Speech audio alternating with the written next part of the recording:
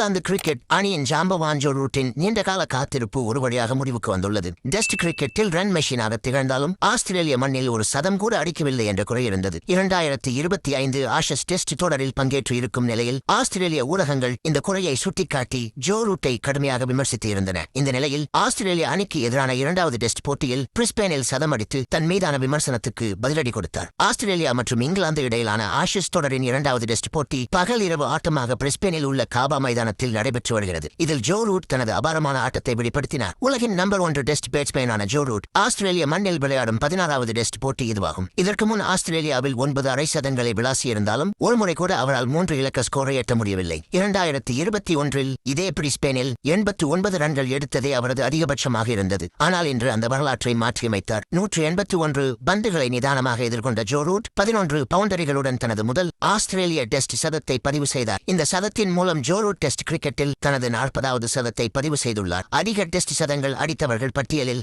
அவர் 4வது இடத்தில் உள்ளார். இன்னும் 12 சதங்கள் அடித்தால் சச்சினின் உலக சாதனையை ஜோ ரூட் முறியடிக்க வாய்ப்புள்ளது. Sachin Tendulkar 51, Jacques Kallis 45, Ricky Ponting 41, Joe Root 40. இந்த சதத்தோடு சேர்த்து ஆஸ்திரேலிய மண்ணில் 1000 டெஸ்ட் ரன்களை கடந்த 16வது இங்கிலாந்து வீரர் என்ற பெருமையையும் ஜோ ரூட் பெற்றார். இங்கிலாந்து அணி தடுமாறிக் கொண்டிருந்த நேரத்தில் ஜோ ரூட்டின் இந்த சதம் அந்த அணிக்கு மிகப்பெரிய நம்பிக்கையை அளித்துள்ளது. இந்த போட்டியில் ஒருபுறம் விக்கெட்கள் விழுந்தாலும் ஜோ ரூட் தனி ஆளாக நின்று இங்கிலாந்து அணியின் ஸ்கோர் 300 ரன்கள் தாண்ட முக்கிய காரணமாக இருந்தார்.